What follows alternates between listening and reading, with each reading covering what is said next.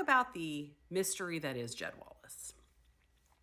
A couple of things have come out with regard to Jed Wallace in the last week or so, and I thought I would do them all together. Wallace remains this really interesting character in all of this. And, we still have no idea. There's like one picture that somebody found online once. We really don't know what he looks like. We don't know what he sounds like. And he has now filed his motion to dismiss the second amended complaint of Lively's. Remember, he had gotten the amended complaint dismissed for lack of personal jurisdiction. The judge said, okay, Lively, you can try one more time to connect Jed Wallace to New York. She tried to do that. He has now filed to dismiss that. And as part of that, we have gotten some new information. There have also been, there's also one discovery thing regarding him that has given us some new information. So here it all is in one place. This is the thing that jumped off the page at me that I haven't seen anyone else talking about. She had filed a motion to compel a bunch of information from Jed Wallace that she says is outstanding because, we're reaching the deadline here. And in his response, he says that his deposition never happened. Remember, he was supposed to be deposed on, I think it was July the 9th. And there was a big kerfuffle about whether they could ask him about other clients and, they had to get discovery before that date. Remember, we had one of the few phone hearings in this case about we have to have these documents because we have this deposition of Mr. Wallace coming up. And according to this response that his lawyer filed, that never happened. It says, having missed her chance to take the deposition, this is obviously for us, Lively canceled the early July deposition of Street. That was Street Relations, his company. So it was a corporate representative deposition of Street, which would have been Jed, which was to be the first deposition in this case.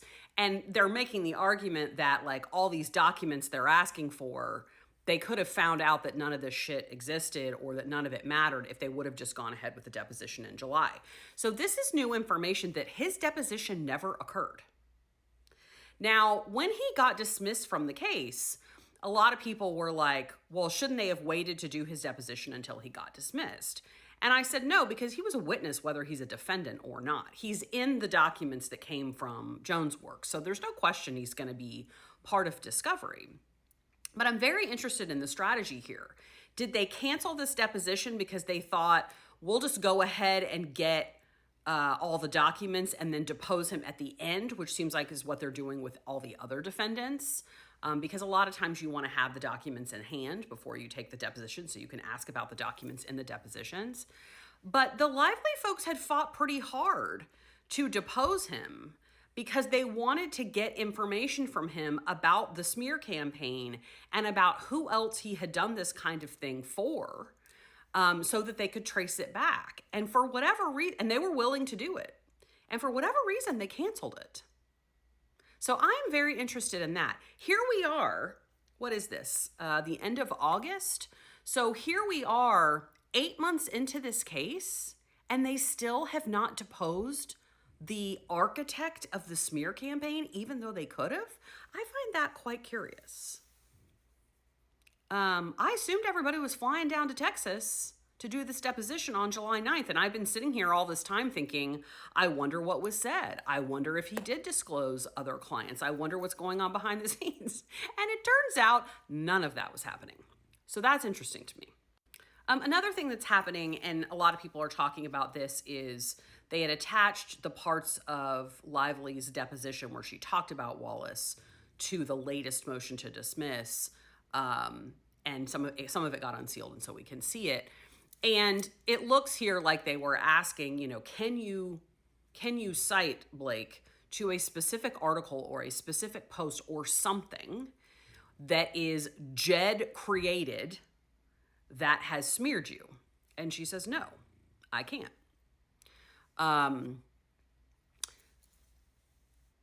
Part of me, I'm kind of torn on this.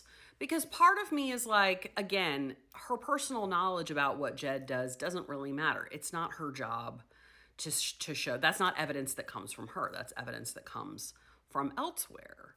But on the other hand, again, at this stage in the case, the fact that she cannot even say, oh, I know there was this one thing on Reddit where they were talking about blah, blah, blah. I assume that was him.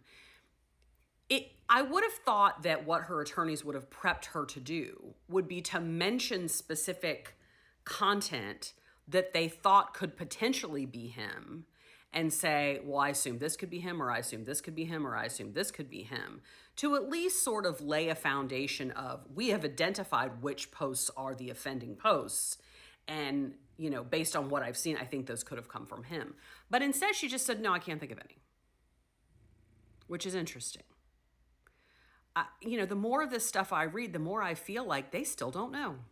They still don't know. They still have not been able to link him or really anybody to any specific article. And that is crazy to me at this point of the case. Discovery's not done, but it's getting awful close. Also, I just want to mention, this is not about Jed Wallace, but this is in the deposition thing. This thing about Steve Sarowitz saying there's going to be 2 dead bodies, I've never heard that before. I heard about if it costs $100 million, we're gonna get, whatever. But I never heard that thing about dead bodies before. Where's that from? I don't know. Sarowitz was there.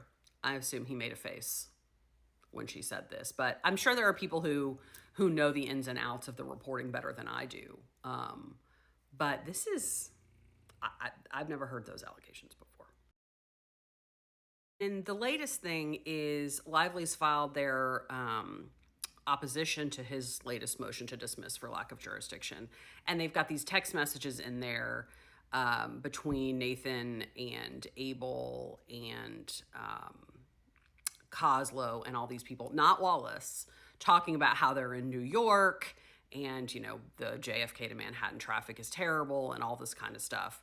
And they're trying to use that to say, well, this is the conspiracy and Wallace should have known that later he was, it's not enough. I don't think they're gonna be able to keep him in this case.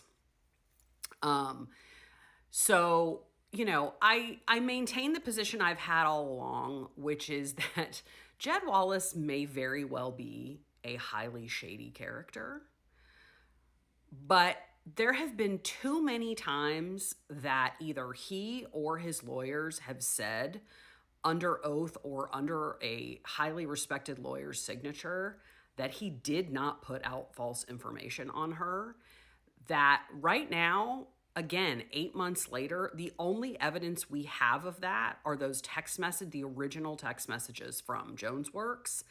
And while I wish to God we had his deposition testimony explaining all of this to me, that is the gap that remains. It's the same gap we had from the beginning, which is, why are there text messages from Melissa Nathan saying Jed's team is on it, Jed is dealing with it, and Jed is over here saying I didn't do anything?